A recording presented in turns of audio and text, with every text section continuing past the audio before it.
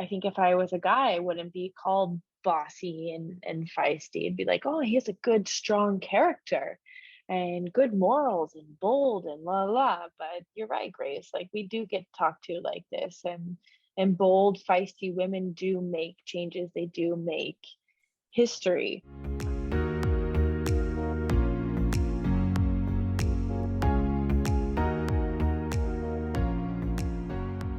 All right, hi everybody, and welcome back.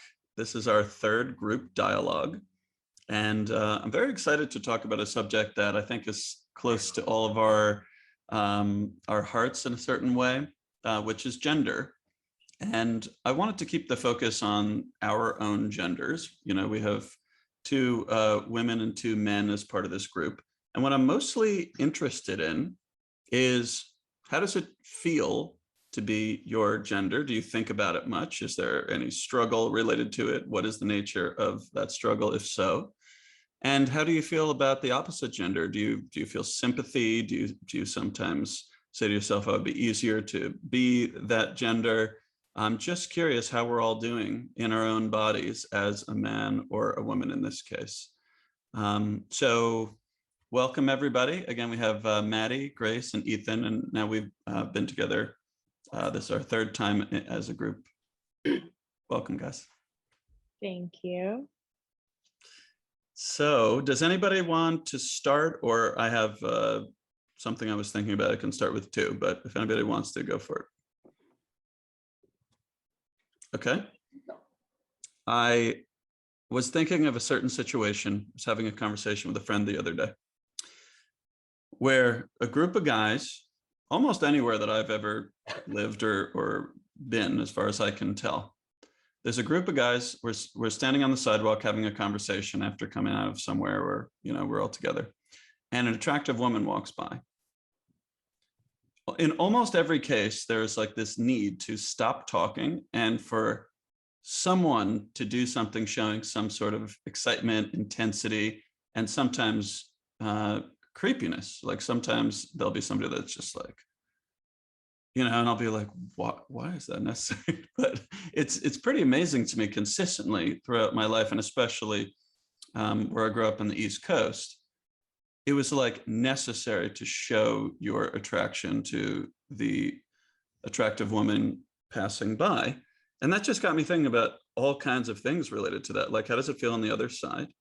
Why do men need to express it in that particular way? I totally get the idea of being attracted to the attractive woman, because I can't help noticing, you know, if somebody I find attractive walks by as well, but I have discipline and respect, or whatever you would call it. But let me go to Ethan. I'm just kind of curious.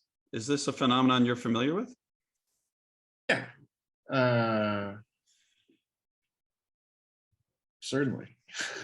Okay, because it's like the most common thing in the world, or I don't know, you're I don't know, Yeah, different generation. I mean, I think the acknowledgement could be extremely slight, like just some sort of fleeting eye contact or something extremely slight like that. But yes, it is normal in the sense of it happens. Yeah, it's kind of a default that would happen for sure in at least most of the time that I've spent alive. Yeah. Grace, you were making eyebrow. Well, I just think it's funny that you went directly to Ethan first, when this phenomenon is what's happening to the woman. Like, yeah, you can acknowledge it, but you know, he's like, yeah, I'm complicit in it. Yeah, I do that. Yeah, it's like, I'm curious why you didn't go to one of the women here first, because we're the ones that feel that intensity instead of Ethan. He's just standing there with his friends being like, oh yeah. So it's just interesting to me that you went to him first when he seems to have less experience in the reciprocation of that. I wanted to make sure I wasn't crazy and talking about only my experience. I wanted to see somebody who grew up in a different place, who's a slightly different generation. And then, you know, next I was going to say, okay, Grace or Maddie, what does it feel like to be on the other side of that? Cool. I was just wondering if there was a reason for it. So that makes sense. Yes, I'm noticing that you seem pissed off about that. Yes. Okay. Do you want to maybe share? Well, I mean, I think that the way you phrased it, I just wasn't a fan of, because yeah, it's a kind of acknowledging of somebody being attractive, or it's an intensity and it's seen as like a cultural thing, but it makes a person, I don't know, Maddie can speak to it in a second, feel very unsafe. Because when, let's say your example, you and a group of friends are outside and I'm that person walking, I'm automatically going to feel like I'm unsafe right now. It doesn't matter if they're not catcalling me. They're just looking at me and being creepy like that. I'm going to start walking faster, and I'm probably going to take my pepper spray out and just put it in my pocket. Mhm. And that's making me unsafe. And so I feel like when we talk about things like that in a manner of, oh, they're acknowledging their beauty, they're blah, blah, blah, it's being complicit to the thing of, it's kind of harassing people, and nobody asked to be acknowledged about their appearance. Maddie, what do you think? That could just be me. I see both sides, because for me, I'm sorry, do you guys hear this? No? Great. Wonderful. The AirPods are doing their job. For me, I feel conflicted because I am a hyper curious person, and I like to observe people, and like all people. I literally like to look at people. My boyfriend yelled at me the other day because we went to look at ruins here in Tulum. And he was like, "Why are you looking at so many people?" And I was like, not only is this an opportunity for me to see the ancient Mayan ruins, but this is an opportunity for me to look at tourists from all over the world. And I love people, especially when I get to observe people from different cultures and backgrounds. So I feel split, because I don't try to like just stare at people, but I like to take in and observe people, because it's one of my greatest passions and curiosities in life. And sometimes that applies to noticing somebody's beauty. However, I always try to keep it to something respectful. I don't ever just like drool at somebody or anything like that. But I know exactly what you're talking about, Grace, with like having somebody's eyes on you and you feel weird or you feel uncomfortable. If I'm walking, especially late at night, during the day, I'm kind of like, whatever, I feel fine. But especially at night, if I see somebody staring at me, I grab my hydro flask, which is one of the reasons I always go everywhere with my hydro flask, is to me is it doubles as a weapon that I can like swing around. And so if that's the case, if I don't have the hydro flask in my hand and I can notice a guy looking at me at night, I will take my hydro flask out and kind of show that it's in my hand, so that I can feel more protected and somebody can see that I have a possible weapon on me. So 100%, I understand it. And on the other side, I see the curiosity to look at people, and I recognize the conditioning that's happened for why men do this as well. And I would say women do this too. I mean, women go out to brunch and sit at a patio and will sit there and pick apart men and women the whole entire time with no shame about it whatsoever. So annoying enough, I see all sides of the situation. Yeah, I would say that there's like what women are doing, I don't see any problem with in this scenario, because I actually think it's human to give and receive social feedback and to gossip and stuff like that. So I don't see a problem with that as long as you're not making the other person feel uncomfortable. What I do see a problem with is the male behavior, not any male behavior. I do think it's okay for a man to glance up at a woman, then realize, oh, if I keep staring, she's going to feel intimidated, because men are larger and more physically strong typically than a woman. It's just scary. I think that's the line. Looking is not the line, not even talking. I think that's fine too, but not talking to them and making them feel uncomfortable. Anyway, that's how I see it. Yeah, and I agree with that. I'm not saying that you can't acknowledge people. I was talking about the scenario that you were giving where there's a group of guys and someone's like, oh my God, she's so hot. Like that's where it gets uncomfortable when people start staring and making a deal of it. Like observing people is normal. Like, I'm like, that person's kind of cool. Okay, go about my day. But the making someone feel unsafe. Right. Yeah, I guess I should say I think I may have misunderstood the initial question then, because when I heard the word acknowledgement, I thought acknowledgement that the person being observed does not ever know about, meaning after someone has passed and is like walking 20 feet behind you or something, maybe exchanging a glance or something. I didn't mean the kind of interaction in which the person being observed hears something or something like that, which perhaps maybe I underestimate the extent to which someone might actually notice if after they've passed. I don't know, but that just to explain, that was my misunderstanding. And to circle back, I will agree. If it's this obvious like group thing where you see a whole group of guys looking at you, I think it's disgusting. I think it's repulsive. I don't think men should do it. And I don't think women should do it either.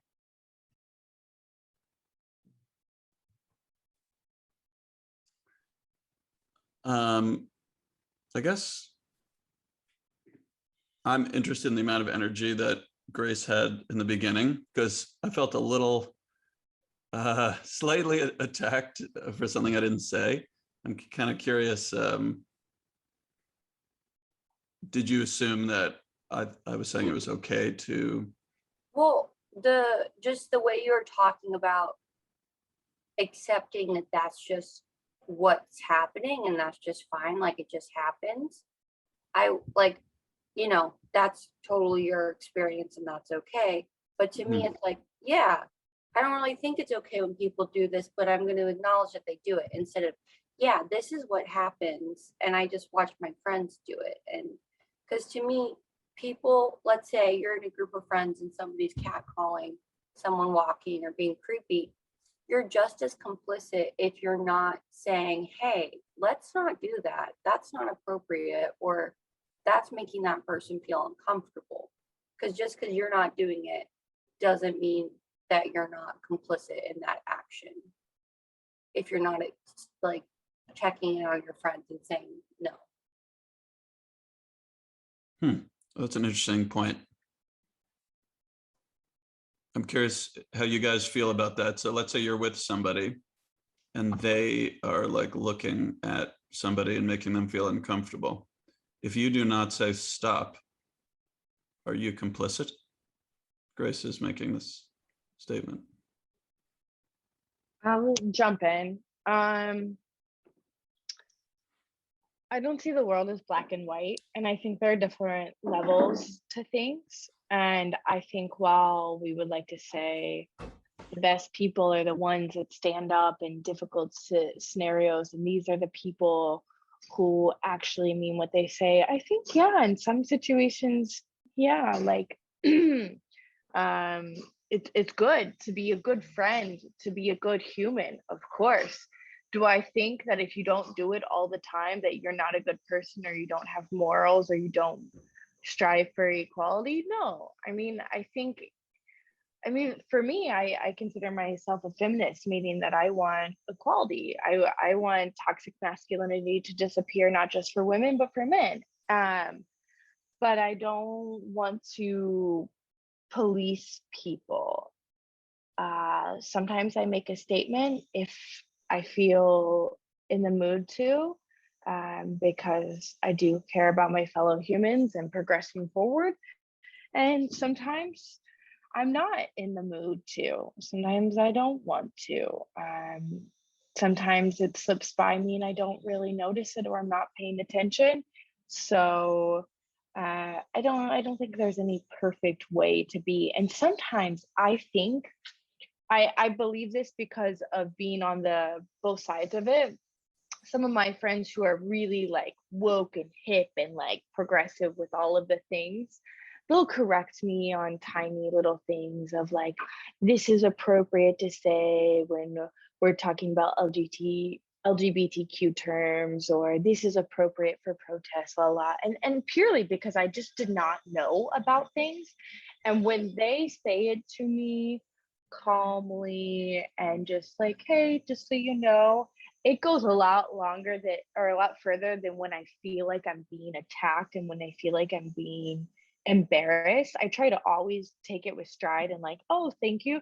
But I would just say like it goes further when you kind of handle it smoothly and calmly, and it's not this like constant in your face of, oh, don't say this, don't say that, or that's offensive. I just feel the kind of smoother, more gentle path I in my own experience has worked better for actually kind of gathering people to see your point of view.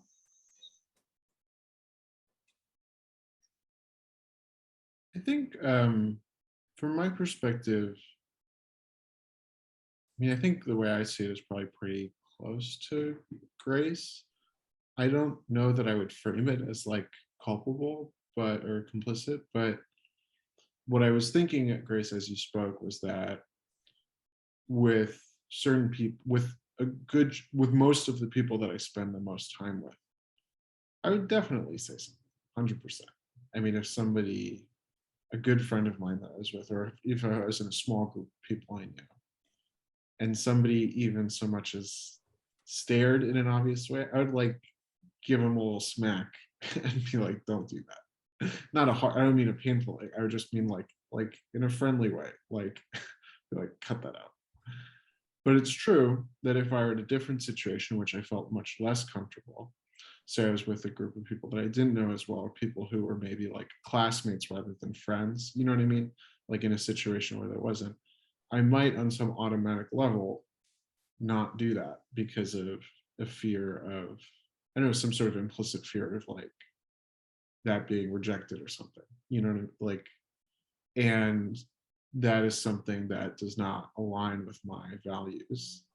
Like, I don't want to change that just because I'm in a different group of people, but it would change. And that's, yeah, it would be nice. I would, and certainly if it were an extreme, if it were a big thing in any group of people, I'd still speak out. But I guess it's something to think about, the kind of like social aspect. What I'm thinking about is this kind of social aspect of it, that there is this like dependence on like whether, that I think is like from in like male society, like certain kind of things you don't want to, there's like a sense maybe early on that like you don't want to like put yourself out there by saying that something is bad. Like that could, when you're a kid, really get you in pretty deep waters. And maybe there's some sense that's like it's still that could still be true, if that makes sense. That you'll be really like pushed out of the group if you're kind of too sensitive about that kind of thing. Yeah, I think that factor is definitely there. Even people that would want to say something, some wouldn't because of an implicit threat of either violence or rejection, depending on the group. Could be something socially harmful or something physically harmful, depending, you know, if you're a group of like tough guys, you would probably be less likely to do that, given that they're not friends, let's say. I feel a little pulled in between. I almost feel exactly the same as Maddie, in that I'm not given to correcting people's behavior among my friends. However, my values are pretty clear. I believe people should be free to make their own decisions as long as they're not harming other people. That's like my main thing in life. And I think it's critical that we give as much of that as possible. However, I also think it's critical we don't harm people. So when you're actually scaring somebody by being creepy, I do think it would be reasonable to be like, what are you doing? My bar would be higher than Ethan's, I think. I think I'm making the assumption, Ethan, that you are a little bit more like activist oriented or something. I don't mean that like actually like you're going to go out and hold a sign or something, but I don't know, I'm assuming that, maybe I'm wrong, but I am more likely to sit there and think about that person and just be like, huh, I can't believe they're doing that. Maybe this will come up in a conversation later, but I don't usually stop and correct people's behavior. Yeah, I'll stop there. I will say I do correct people's behavior. I just don't do it all of the time. I'm more of a pick and choose my battles. Do I think this will be effective? Mhm. Do I not? Am I just getting to know the person? Yeah, so for me, I don't have a problem for speaking up for what's right or my preferences or um my values or my morals or whatever. That's no problem. I've been known by my family, by my friends, to be a very good arguer. So it's no problem. I just am more strategic with how I pick and choose my battles and how I go about it. Do you think some of that is you being conflict avoidant? I am definitely conflict avoidant. It's weird because I will get into an argument. No, I will do it. I've done it my whole life with my grandfather, who was a lawyer, and in college. More now, so I would say, and more subdued because I believe each and every person has a certain amount of energy to give each and every day. And this is sacred. Our energy is sacred. And Grace, you're in school. You probably need to spend a lot of energy on studying, and we need to dispense a certain amount of energy on cooking and working and la la la. So it's more of picking and choosing where I'm going to dispense my energy and prioritizing it. And so yeah, but that's kind of how I see it. And just seeing where it's gonna be effective. If I try to make some kind of more subtle comment and I see it's going nowhere, then let it go. It's not worth my time and energy. So I think as I've gotten older, I've become a bit less feisty and kind of step back and say, is this going to be effective or not? Should I spend my time and energy or not?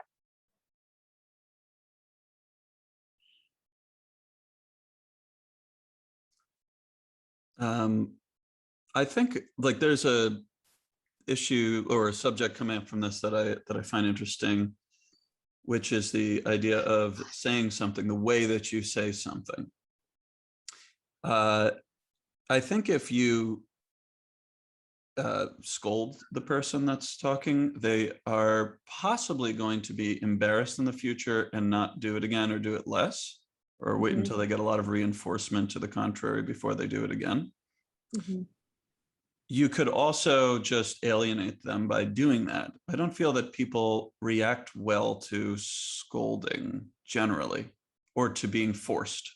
I think it's so much more powerful to try to talk to them and take as much emotion out of it as possible in trying to get into why they feel that way and sharing with them your perspective and letting them know that you kind of, you know, can accept either one. Maybe you're not going to want to be as close with them if they're always doing something that really bothers you. But without scolding, there's something about scolding I feel is ineffective or pressuring or embarrassing or forcing. However, I think it's used a tremendous amount nowadays because it makes people feel better. So I guess I want to differentiate between, do you say something because it makes you feel better or because you're trying to make change? And if you're trying to make change, do you feel it's effective to do it the way you're doing? I think it's to make change, and it's over the years I've definitely worked on and learned, I'm not perfect at it, obviously, how to de-escalate situations that I think, like, for example, someone being creepy to someone, instead of just saying, hey, you're a creep, I'm gonna punch you in the face, like, that's probably not gonna work out very well. But it depends on how you know them. You're just saying, hey, yeah, I know that you probably thought that was cool, but that girl is really uncomfortable. And I just know that you probably didn't mean to do that, but that I'm just letting you know your actions did make her uncomfortable. And I always play on the, you probably weren't intending that, but this is what the reality was. So in your head, it's a compliment. In her mind, it's very fearful. But the way you say things definitely, I think, can help either make you actually help have change or make yourself feel better. And there's the difference.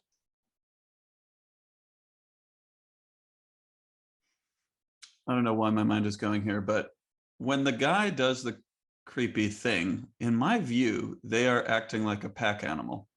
They are trying to bond with the other guys. Mm-hmm. And so if you say, I find that very disrespectful, it's not the right way to talk to a woman, they're going to feel rejected and either snap back or just not talk to you again or feel alienated.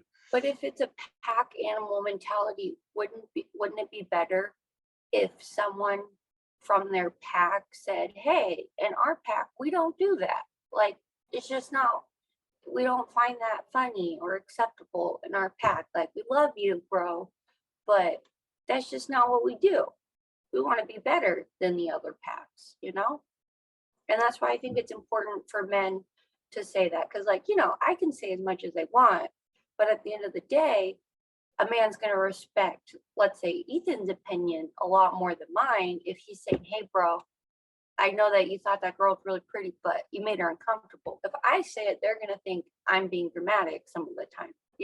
Maybe they won't, but he has a lot more respect in that area than I'm going to have, unfortunately. I like what you said. So I just want to respond to that, and then I want to hear what others have to say. I like what you said because you threw in "I love you, bro." Seriously, that's the main part, because it's not trying to shame someone. It's just saying we don't do that here. Like, let's be better, because it's important to want to be better and lift each other up, and not just say, "Hey, you suck." Like, no, it's not going to help anyone. That's right. So I think a critique without a rejection from the group. Yeah. That's what you did in that scenario. And I think that is critical, because let's say I did something out of the norms of a group, whether I liked that I did it or not, or approved of it, ultimately doesn't matter. If somebody was like, I still like and respect you and want you part of this group, but I just wanted to let you know that we don't do that here, that would go over better, much better than shaming. So I like that.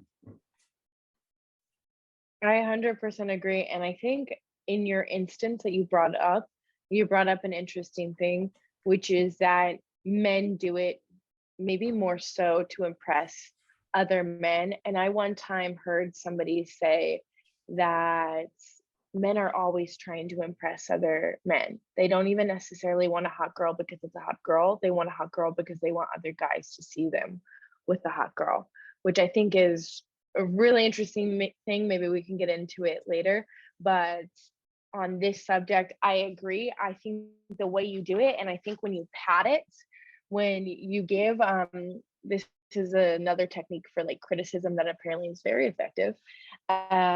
When you give a critique or a criticism, but also put in some love and some patting to it, then it goes over better. And I agree that this is very effective. And I think this is, I think we're all arriving that the less aggressive approach of correcting somebody is the best way to go about it. Ethan, is there anything you would add?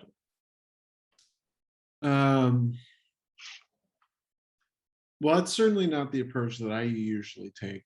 I think I take a more aggressive approach, for better or worse. I mean, I'm not,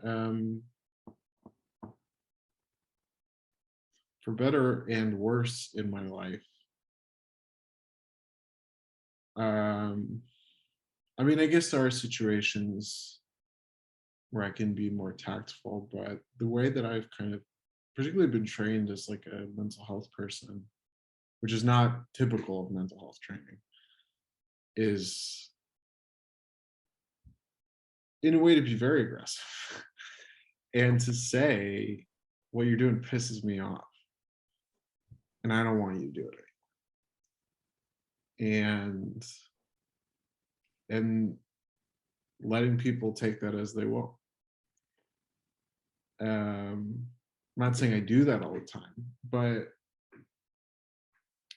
with the idea that I don't know that I'm trying to think. I feel like I've changed my behavior more because of shame than because of or rejection than I have because of people saying politely, you know, Ethan, you might want to consider doing X or Y. I don't know if that's ever really had much of an impact on my behavior, but times when, say, I was in college and, you know, there were things that maybe I thought I knew about that I didn't know about, and then you say something and someone else is pretty ticked off at you, then relatively minor stuff. That sticks with you, or at least it stuck with me. It really made me think, actually.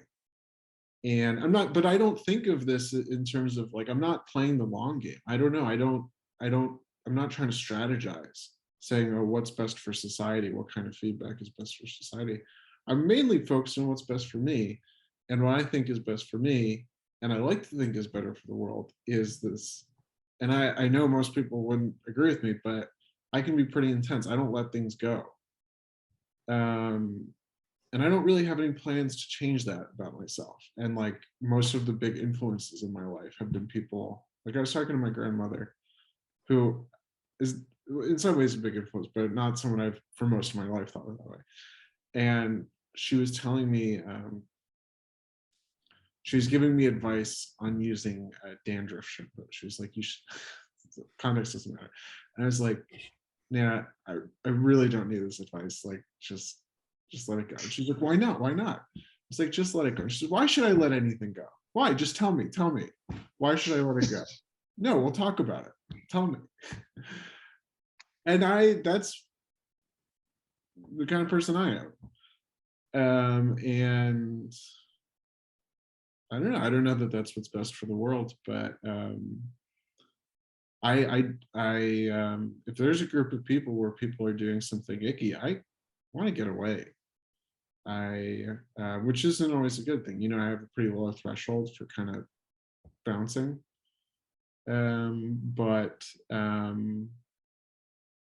Yeah, and I was also thinking, as you're talking of like, you know, one of the times when I did feel like I was in a group where I did kind of say something to somebody who I thought was like, we're in a social setting outside of work with all of my coworkers, and I thought my coworker was being a total creep. And I gotta say, it went so badly on all fronts.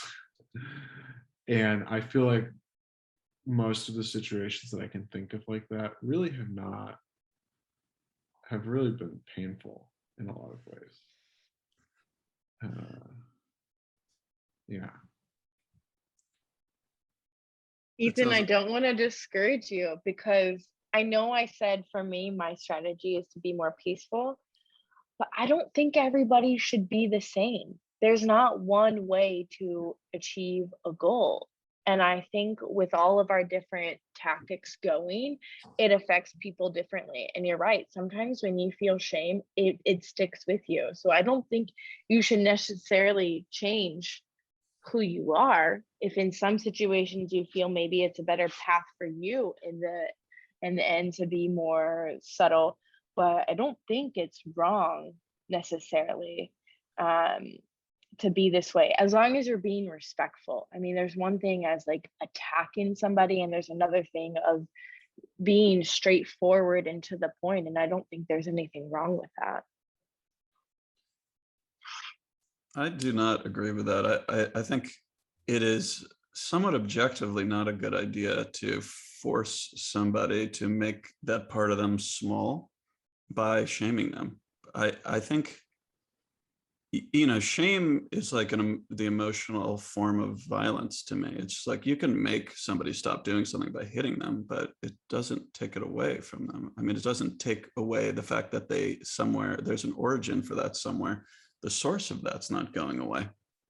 So I think it's more effective to try to change it for the world. Although I hear you saying, Ethan, well, it may just make me feel better. I don't know that it is better for the world. So you are considering, I think, the point of view I'm expressing. But, let's say in the mental health context, if you're talking to somebody that needs help from you and they say like, I hate Jews or something like that, and you're just like, that is disgusting. Don't ever say that to me again. What are they going to do with the fact that they still hate Jews? They're just not going to tell you anymore. I feel like that's something to think about. It's something to work with them about. I mean, this is a very specific context when you're in a mental health context. So I don't want to that's almost changing the subject, I'd say. But I do agree with Maddie that it's just good that there's lots of different feedback in the world, because you'll bounce around. You can't avoid people shaming you. It's going to happen plenty in your life. So it's not bad. But if you have too much of that, I mean, it's kind of out of the Jewish handbook. Not to talk about Jews too much, but I can't help because I was raised that way. But there's a lot of shaming, and I don't think it's good. It causes repression.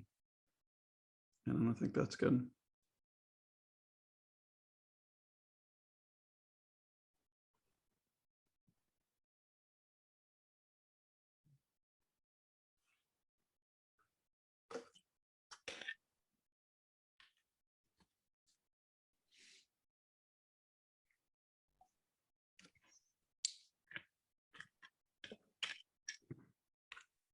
Grace, what are you thinking? Me? Oh, I was just thinking of other topics about gender and trying to think of some good ones. Because like, I don't know if I've talked about this before, but so I know I've talked about what I'm in school for. I'm in school for accounting, and it's male dominated, blah blah blah. I think it's just I get a lot of comments about my degree, which is accounting. If you're new tuning in, but like I was at a party the other day, and I was like, yeah, they're like, oh, what's your major? Some guy was asking me, and I was like, oh, I'm an accountant. And they say, you don't look like an accounting major. And I'm like, well, sorry. Like, what is that supposed to look like? And then, other small comments happen.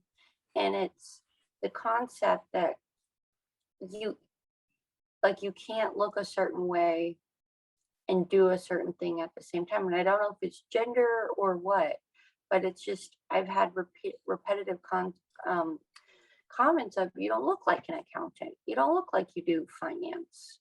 You look more like, I don't know, something else. And I'm like, well, what is that really supposed to mean? Like, why are you saying that to me? You're not saying that to anyone else. I mean, Todd over there doesn't look like an accounting major. He looks like he should be, I don't know, not here. So I didn't know if you guys had thoughts on that. I do, but first I just want to go back and make sure. Ethan, are you okay? It seems like Grace changed the subject. Oh, sorry. I thought we were doing subject change. Sorry about that. No, I don't know what we were doing, but potentially I was like, did Grace just feel uncomfortable that? Oh, no. But Ethan, do you want to change? You can change the subject. You don't need to respond to what I said, but. I'm truly good either way. I'm good moving on. Maddie. I will tell you if there's something I felt. Okay. Sorry, it was just like a long pause, and I was like, is this subject change or not? I cannot tell.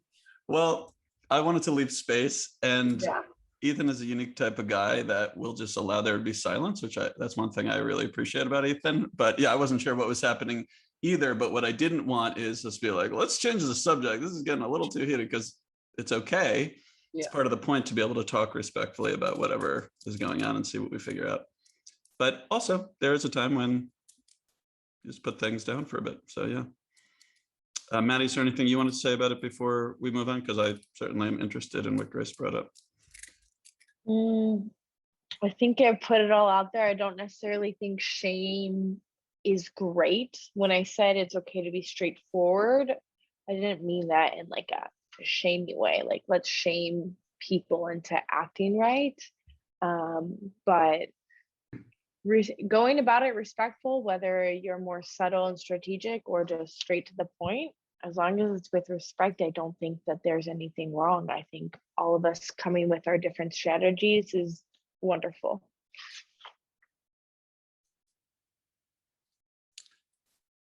Okay. So Grace, this I think is a really tough thing you're bringing up. And I do think about this from time to time.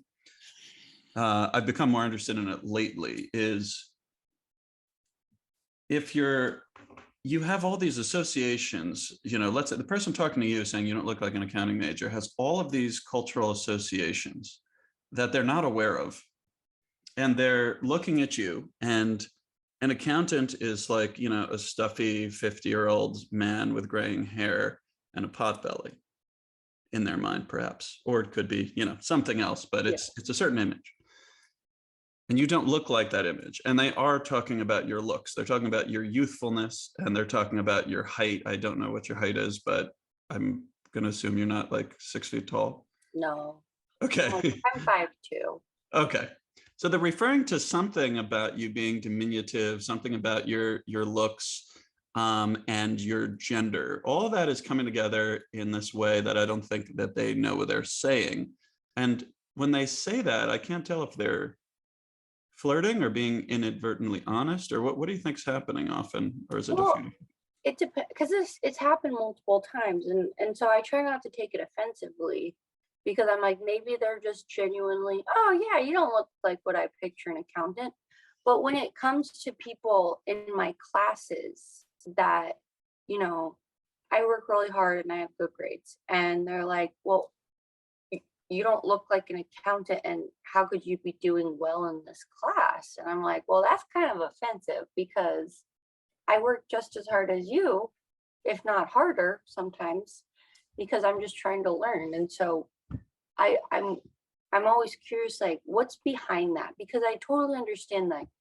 Because in my head, like, you have what a stereotypical librarian would look like in your head. Like, everyone has cultural things that what something looks like.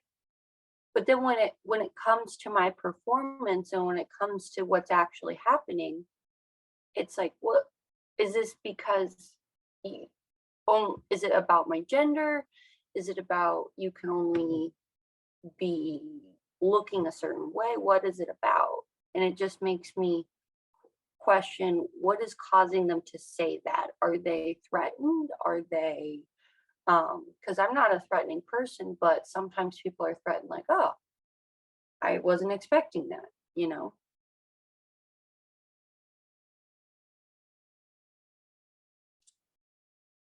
If I had to guess, I'd say it's your youth and your looks are the main things happening. I think that if you weighed 100 pounds more or something, they would not say that. Probably not. Right? I don't know why I say that. I just feel like that would be, yeah. It's interesting because, I'm a lot younger than everyone here. And so, and I'm learning a lot about myself and about what it means to be a young woman. And something really shocking that just starts changing, and I'm sure that Maddie can agree with to this. It's like you all of a sudden realize that people look at you a certain way and your looks have power, and that's not really something that you thought of before. And people think of you in different ways based off of how you look and how you present. So if I'm dressed, maybe in a little bit of a tighter shirt or something instead of like my usual sweater, they're going to think of me differently. And how is that going to affect, how people treat me in class, how people treat me at my job, all of those things. And so it's a really hard concept to come to terms with as a young woman, because it's, okay, my looks have power. Am I either going, like, what am I going to do with those? How am I going to let that affect me? And do they affect my performance? And why are they affecting? Like, why do people care? Shouldn't my performance be enough? I agree. I understand what you're saying. I am kind of oblivious in certain ways. I have a quirky style, so I've been told, and I would go sit in the front middle of my accounting lectures, be the girl that was raising her hand. Do you mean, I think it's actually this, like, like it's very obvious that I'm there and present, but I would wear like vegan leather pants. And I know a lot of people were looking at me, but in the same time, I was completely oblivious. It was like this weird kind of going back and forth of like, oh yeah, people might be looking at me, and then completely oblivious and then my own world. And now with the boyfriend I have, my Mexican boyfriend, um, he's made it very apparent that people see me and that people notice me. And I just never thought about it before. I didn't think I needed to think about it before, and that it should affect how I behave, because I'm so rebellious in the sense of it's my life. I'm going to do what I want to do. And that's that. Like, if I'm not hurting other people, that's that. But Grace, you're right. It has power with how people look at me, how they perceive me, whether I want it to or not. And when I went to work for a business, um, I worked outside of St. Louis in the country. Like, it was like a 30-minute ride out into the country. I'm talking like pickup trucks. Everybody in the parking lot has a pickup truck. And I felt like a peacock every single day I walked into the office. And I swear to you, I really felt like I was a freaking peacock. And I found out a few months after leaving the company, one of my coworkers told me, oh, I was talking to one of the young guys that works there and said, oh, I miss Maddie and her fun outfits or whatever. And he goes, oh, yeah, I used to take pictures of her. And I was like, what? And she was like, yeah, apparently he used to take pictures of you all the time. And I didn't know how to feel at first. I was like, oh, haha, that's funny. And then I was like, it's not really funny. Why, what in the world? How dare he take these photos of me? That's a complete violation of me as a person.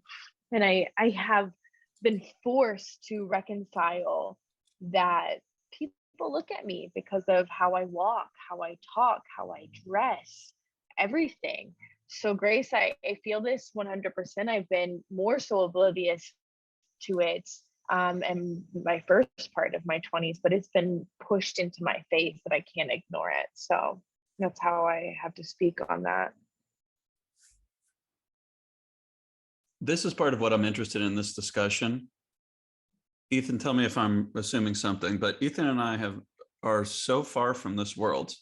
People do not care if we wear a tighter sweater or not at all. And we probably don't notice that much if people are looking at us. Like, I assume that it's not a big subject of your day, how many women look at you and find you attractive. It's just not a part of my life thinking about that. And I know that it happens and has happened and stuff like that, but I really just never think about that. And it's because men are just at a different standard, unless you're like, the sexiest man on earth or something like that. It's just like, there's probably like 0.01% of men that do have an experience similar to what 80% of women experience or something like that. But that's just like, I can't even fathom the experience that you guys are having. And what to do with the power, what to do with the attention. Maddie, I don't know if it's true at all, but my mind was kind of like, does she dissociate and ignore it a little bit because it's easier to do that rather than just being like, what the hell is going on, or angry or whatever? That sounds like Grace is coming a little bit closer to right now. Yeah, I don't even know what to do with that, because it's not something I have to deal with. But when I started dating my wife, I used to think about that all the time, because we lived in New York City, where catcalling was just like fine and dandy. Everybody was fine with catcalling. When we started dating, which was a little over 10 years ago, in 2009 or so. Yes, it's 12 years ago. And it was just like, usually they wouldn't do it if I was there. But if I wasn't there, it's just like everyone can just scream at a woman in the street. I'm like, how the hell is this okay? It's crazy to me. But even though that doesn't happen that much anymore, times have changed a bit. We don't, we live in the Bay Area now. Like, where is that energy? And I just can't believe those different standards, those different life experiences exist. I don't know what to do about it. Yeah, it was really weird to learn about it. I told you at first I wasn't really surprised. Like, it wasn't shocking information to me. As it soaked in, I was like, that's really disgusting. And it made me come more into terms with it, that was going on. But I think more so that I have been so oblivious is because I have had really low self-esteem for the majority of my life until more around 22 or 23. So I just never thought of anybody looking at me, whether they were or whether they weren't. I just didn't think, why would somebody be looking at me? But there's just also a part to me. I live in my own world sometimes where I'm in my thoughts, or I'm like so into the world around me that sometimes I just don't notice other people noticing me. So I don't know, there might be some disassociation happening as well, or something. I don't like conflict, so I don't want to deal with it. That kind of work, if I don't want conflict in my own mind, or if I don't want to change because I'm stubborn, that's in my own mind, and I'm quite rebellious. I just want to do what I want to do. So it's been more of a thing that I've been forced into reconciling with.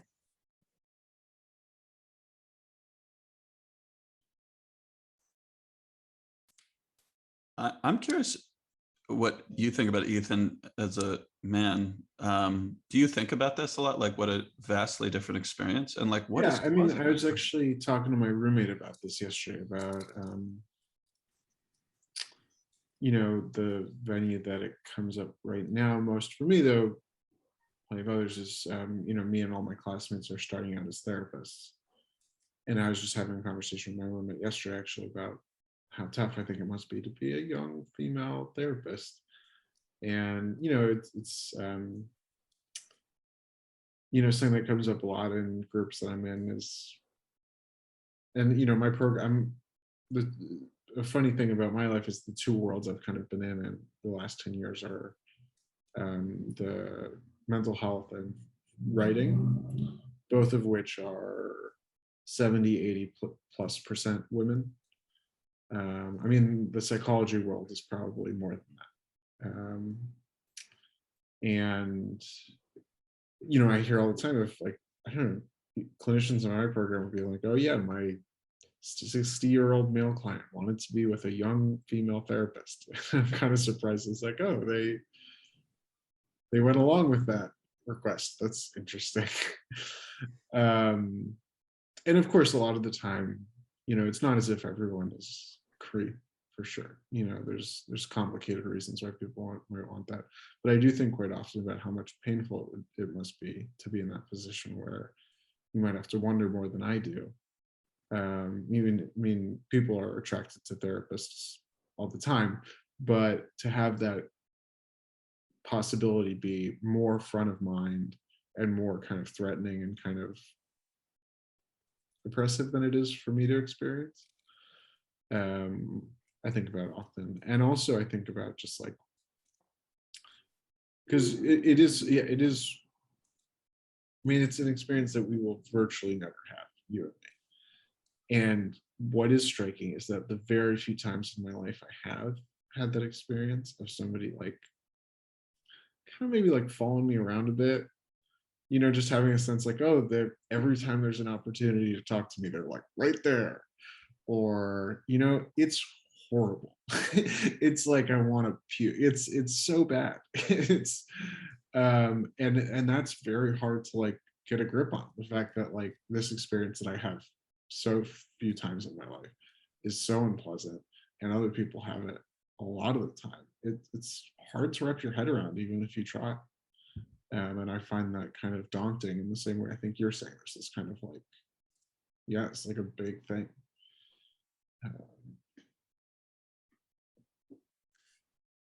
I sometimes wonder if, is this like an actual almost biological thing? Do you think men are just like more horn dogs than like, I'm just trying to understand, are men walking around with just stronger feelings than women do? I cannot tell.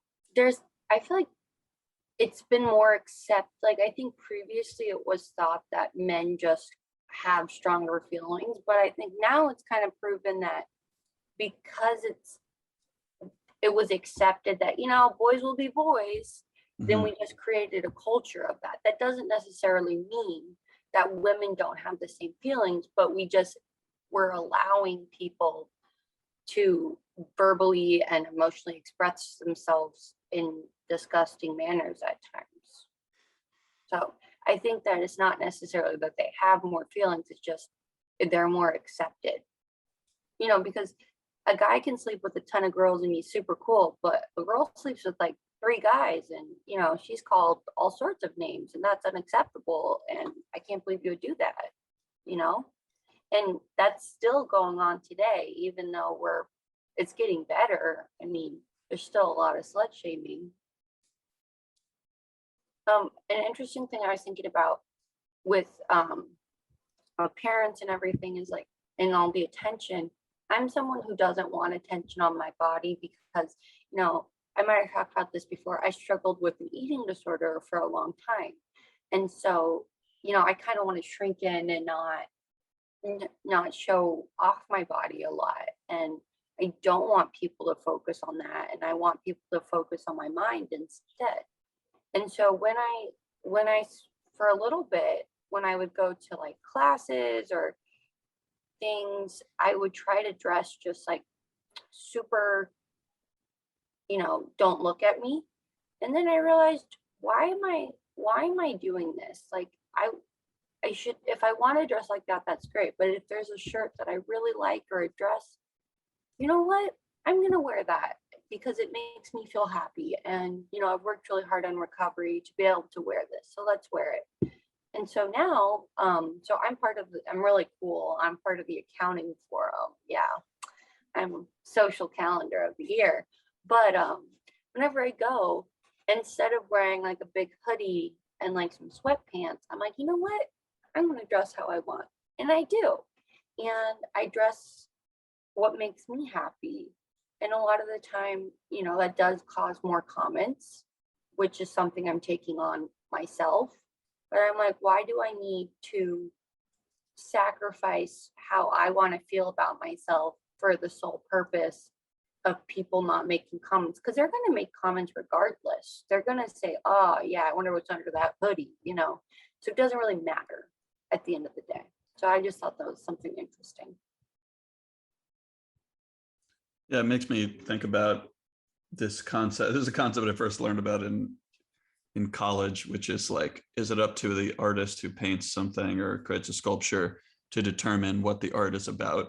And then this writer was basically saying it's none of their business, basically.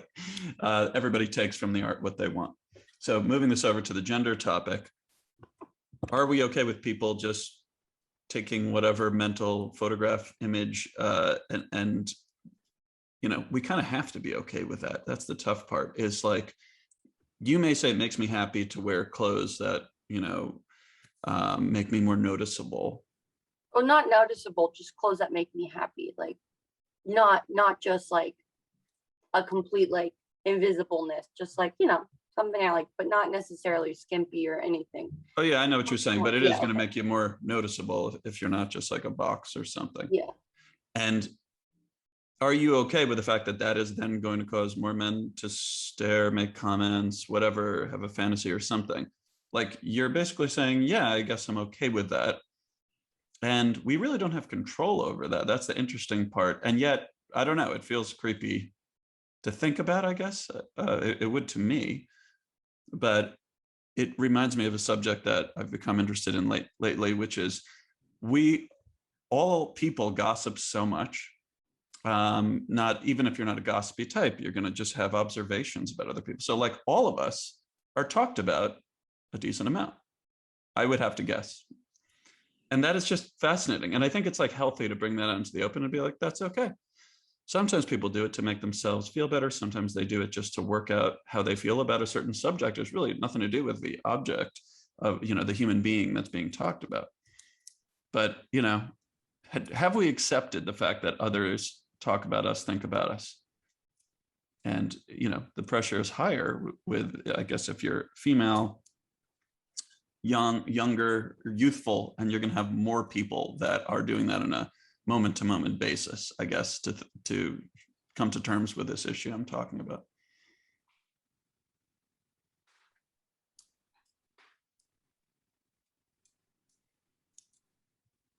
I don't know if I just brought that to too conceptual a level, but that's the way that I think about it. I don't know.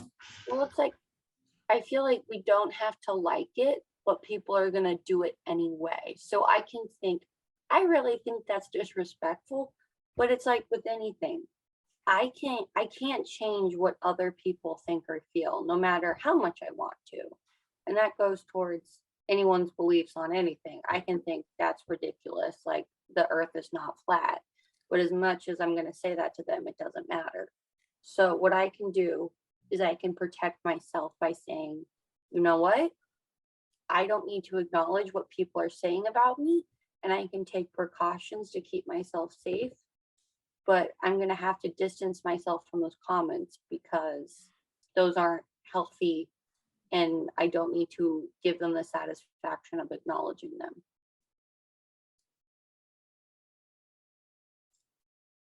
I'm on the same page as Grace, that yeah, I can't change people. All I can do is focus on myself and what I need and what makes me happy. And if somebody wants to make commentary on me that is constructive, then for sure, like, fill me in. Or if I get to know what somebody else that's talking shit about me, sometimes, yeah, I want to hear because I'm curious and I feel in a good space now that it doesn't really harm me. I think anybody would be curious to hear what people are saying when they're talking shit or whatever else. But at the end of the day, I'm just fully committed to what's good for me. And I remember I really made this like mental jump when I decided, like, okay, I actively actually want to grow my Instagram because I am a yoga instructor now. And I feel like in order to be a sort of like traveling yogi, this is like the path I have to go on in the modern day. And so I have to put myself out there, and maybe the people from my hometown, from my high school, are going to be like, do you see Maddie doing that? And she's like advertising her classes and blah, blah. And I had to be like, okay, but like, this is what's best for you. You actively have to let go of what you think other people might say about you. And it was a very active thing that I did. So I feel like I agree completely with Grace. It's not in my control. And so it's not for me to really be concerned about.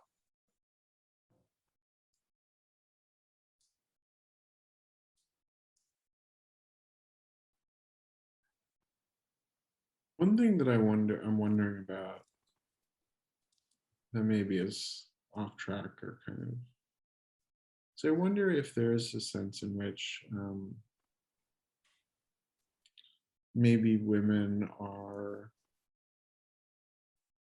more likely to be gossiped about, or there's this applied across the board sort of stricter social expectations and standards, whereas maybe for men it's more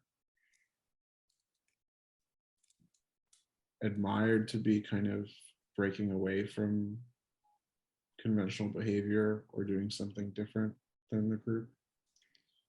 I don't know if that's true, but I wonder if that's true to some extent. You're saying men don't give social credit for gossiping, or may give social credit for not caring about gossiping or something? No, that's not what I mean. What I mean is that as we know, there are stricter expectations for women in terms of, say, how they present themselves. Perhaps across the board, the set of sort of narrow social expectations for kind of what women should or should not do is a narrower and stricter thing that gets applied with greater scrutiny than it does for men. I definitely think that, like, one of my favorite quotes, kind of dumb, it's well-behaved women never make history. And it's like, I can, what a guy does is just, you know, he's paving the way, he's doing this. And it's not all the time, but a lot of the time it's, oh, a woman does that? Well, why is she making such a fuss? Like, why is it the amount of times I've been called bossy, a bitch, you know, controlling, all these things in like work situations. If I was a guy, I'd be called a leader, a go-getter. And so it's because I'm not, and it's something I've struggled with a lot. My mom as a kid, she's like, here's the deal. People call you bossy a lot. And you're not bossy. Like, you see that kid over there? He's doing the same thing. And I'm like, yeah, so why am I bossy? And she's like, you're not. But you're going to be called bossy probably the rest of your life. And, you know, that's something I've noticed. And because we're supposed to not make a fuss. And we're supposed to, you know, fit in and just do what needs to be done and kind of do it a little bit quietly. And then, you know, men can pave the way and do all these great things, which is great. And they should be able to get to do that. But when we do the same thing, it's just different verbiage.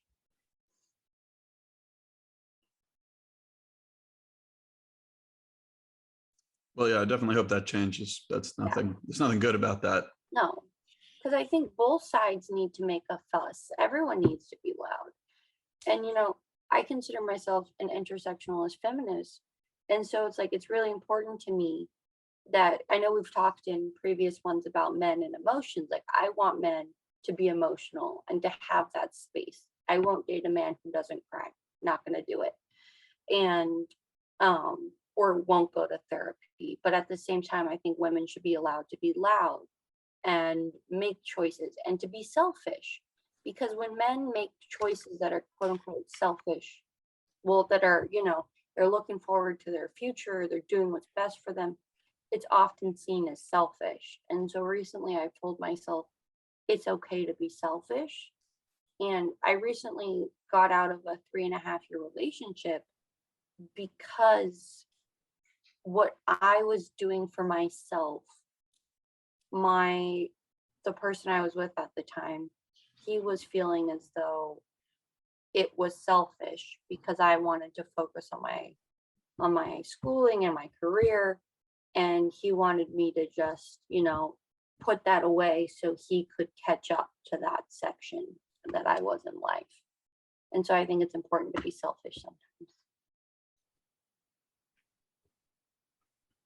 I agree. I've been called bossy and feisty a lot throughout my life. And yeah, and I agree. I think if I was a guy, I wouldn't be called bossy and feisty. It'd be like, oh, he has a good, strong character and good morals and bold and la la. But you're right, Grace. Like, we do get talked to like this, and bold, feisty women do make changes. They do make history. Unfortunately, we just get ridiculed about it along the way. So I hope that this is in change. I believe that this is in change.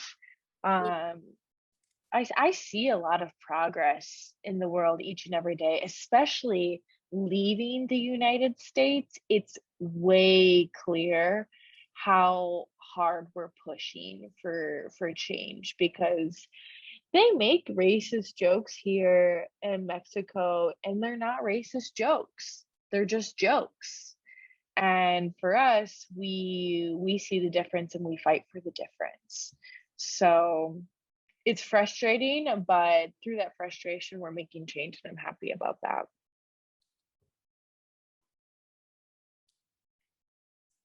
I wonder if it would be too artificial for me to try to use the last 15 or so minutes we have to talk about the experience of being a man.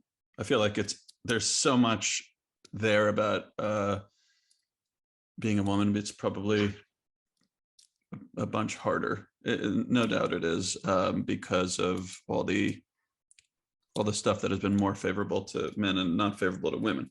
There's also a lot of stuff that's not favorable to men that are there too, that I don't think should be ignored because women have worse problems. There's still problems in the other group, in the other, of the between men and women.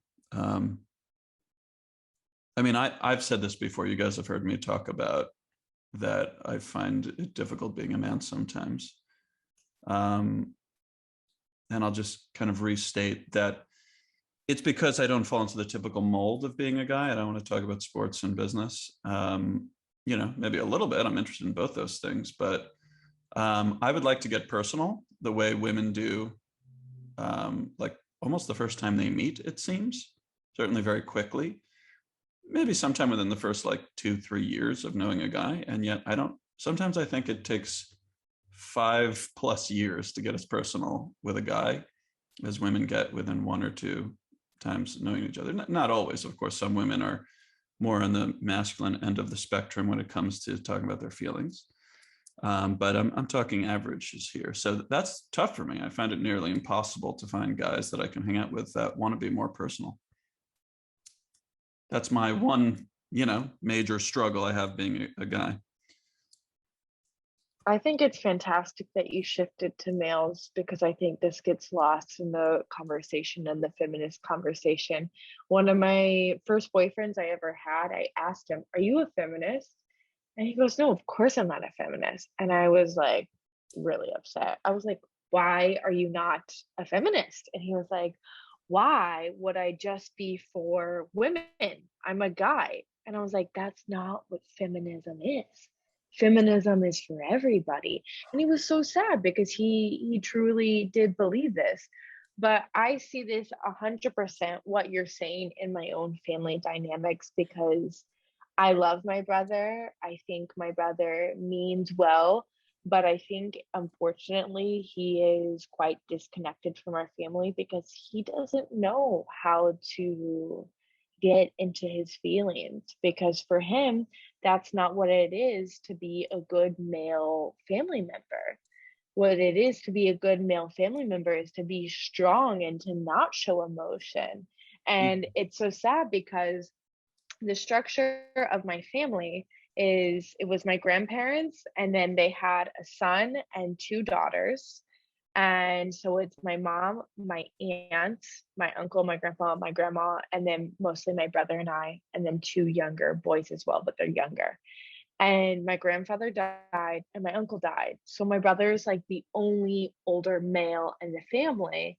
And he thinks that he is the patriarchy now. And us women are like, we don't have a patriarchy. My aunt is married to a woman. It's all women, and we're on a team together as women. And we talk and we share our feelings and la la la. And I feel so bad because he looks so isolated and so out of it, because he literally does not have this connection to sharing about emotions. And I don't think it's his fault completely. I really do feel for him. I don't pity him, but my heart is with him that he does not have the skills or the vulnerability to get into that space with us, and that he's isolated. So I think that your struggle is very much real, very much valid, and I'm glad that you brought it up for the last bit.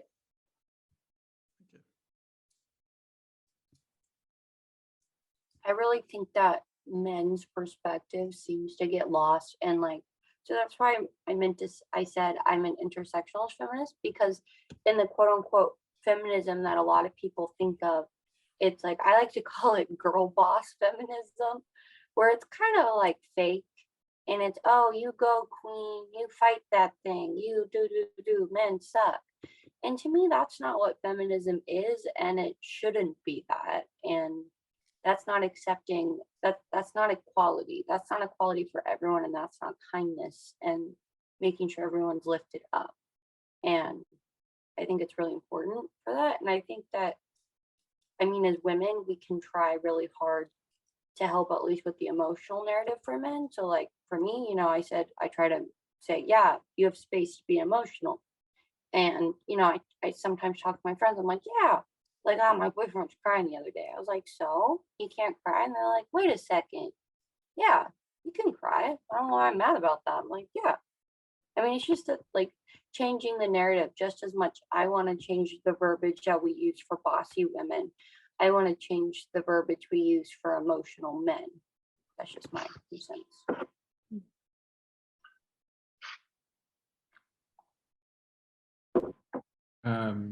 Yeah, I mean, I think, Evan, yeah, as we've talked on previous episodes, I mean, growing up, it's hard to overstate the extent to which what you're describing is true. I mean, it's really extreme.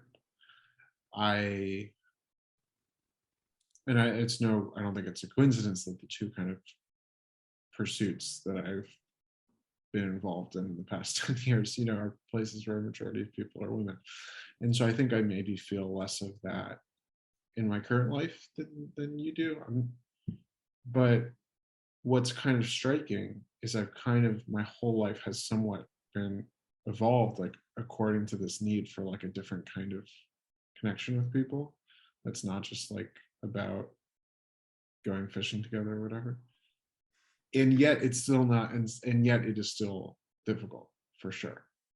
That is like, I'm sort of as extreme as you can get, not as extreme as you can, but close to the extreme in terms of how much you could like have your life be centered around kind of like emotionally relevant stuff.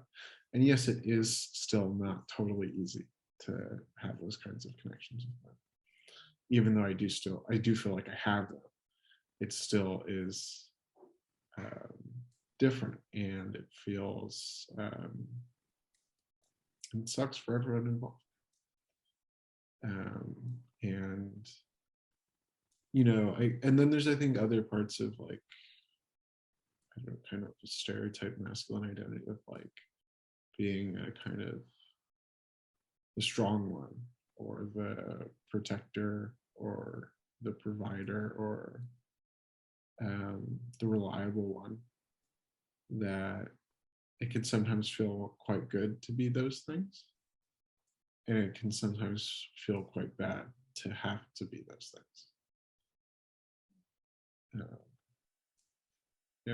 Yeah. Well put. I think I appreciate what everybody said, but yeah, that's you categorizing the magnitude of how intense the magnitude of this effect, that men are not sanctioned culturally to be able to be personal. Just it speaks very loudly to me. It's not a small thing. I don't know how many women recognize how hard this is. But I also think it's interesting because, Ethan, it sounds like you do get the fulfillment you want because you have almost skewed your life in the direction of being around women, and women who are talking about their feelings, the therapy community. And men who are too.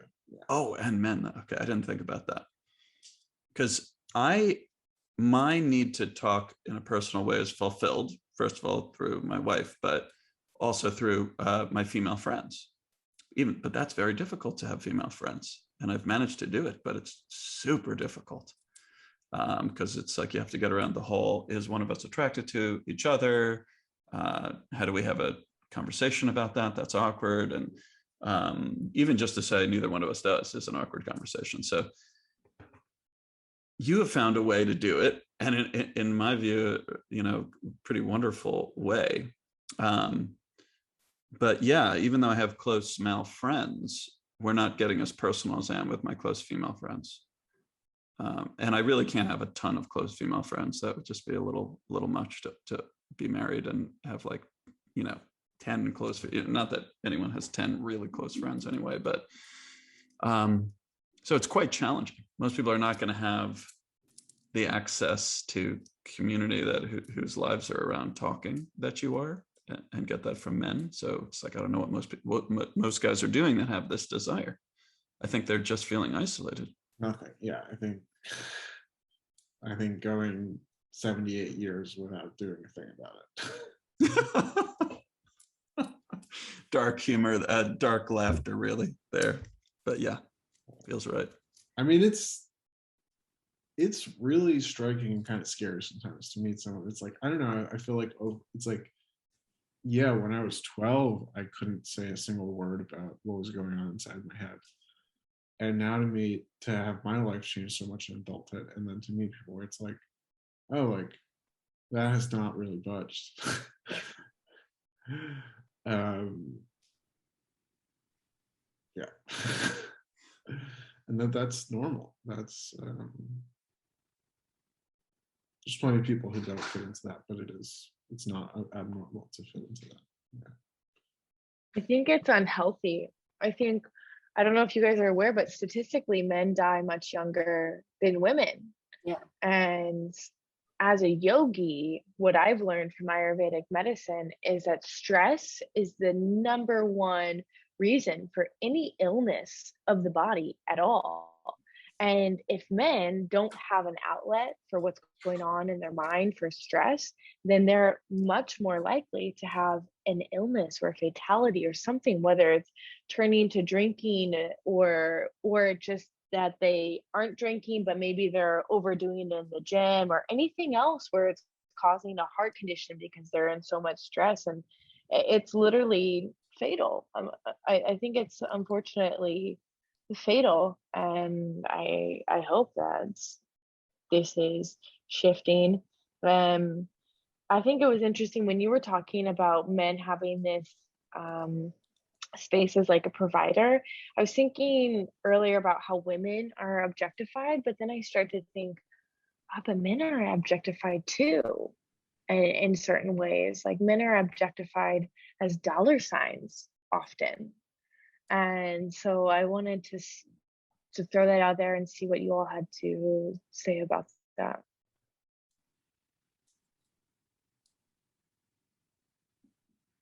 I say we get rid of all of it. It's like, for me, that's really interesting, because I'm someone who doesn't, I kind of just want a stay-at-home husband who like makes sure all the house stuff is done, because I don't like doing that. Like, just make sure all that stuff's done. Do whatever you want. You want to do art all day? Great. Explore your passions. I'll make all the money. You just make sure that stuff's taken care of. And it's like very reverse gender roles. And that's something that I could see making me happy. You know, I mean, they're still doing stuff that they want. Or even a teacher. They have summers off and they work less. Sounds great to me. I'll be the breadwinner. But I know a lot of girls, and they're like, in high school, I'm like, oh yeah, what are you going to college for? I'm going to college to find a husband. So I'm going to go find one that's going to be a doctor. And that might be because I went to a Christian school and women are supposed to get a husband real quick. But I was always like, why? What? No. That's great. Yeah, Grace, I feel the same way as you, but I'm allowed to be that way, so to speak. Yeah. It's very For typical. you, it's cool. For me, it's a little weird. They're like, what? Well, I support it. I think it's awesome. I love that. And you do see that somewhere. I mean, where I live in Berkeley, you know, I am part of a dad's group, and some of the dads are stay-at-home dads. Not many, but some are. And I'm like, this is amazing. Like, the coolest thing ever.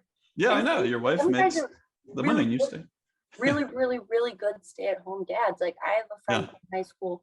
Her mom was like an artist, and she did stuff on TV and all that fun stuff. And her dad was a stay-at-home dad. He quit his job, raised the kids, and he was like the best dad ever. And they loved it, and it was a great combo. And I'm like, I could do that. That looks great. Yeah. Just minus the kids. Right. Stay at home, take care of the house, and maybe a pet. The dog. The dog. Yeah, got it.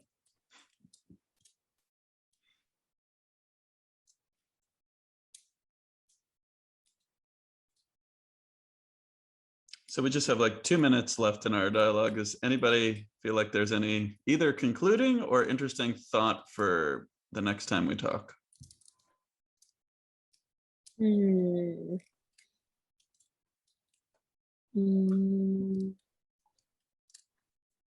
don't know. I really enjoyed this this topic. I think we fleshed a lot of things out, and I think we could go on about it for ages, truly, but I think we hit on most of the big things. So yeah, excited for next time. How do you guys feel about how we navigated through various tensions that occurred? You feel we did a good job with that? Do you feel so? Yeah. I like that there was tension, because I think it would be really boring if we all had the same viewpoint. And I'm sure that's exactly why you curated this group, because we're all really different. But yeah, I think it's good that there's tension. It kind of seemed to me like maybe, and I'm not saying this is a bad thing, we weren't able to address it directly, but by continuing to talk, we got to a point where we all felt like we were talking. And so it didn't seem, it kind of faded, you know what I'm saying? Because we were all engaged in a way that was clearly respectful and kind of meaningful, I think. Thank you for bringing that to light. I think that's one of your strengths, Ethan, is talking about tension and the way that it dispels or doesn't. And I appreciated that about you. I also noticed that we had the subject change that Grace did. And I even stopped and said, hey, how do we feel about the subject change? And everybody was like, yeah, that's fine. You know, we all had an opportunity to say, well, I want to address that more. I don't think anyone shied away from the conflict, but we couldn't, there wasn't something anybody was really itching to say. So it seemed that through talking about other things, we were able to soften it, dispel it, make it okay. It was addressed, but indirectly. Do you agree, Ethan?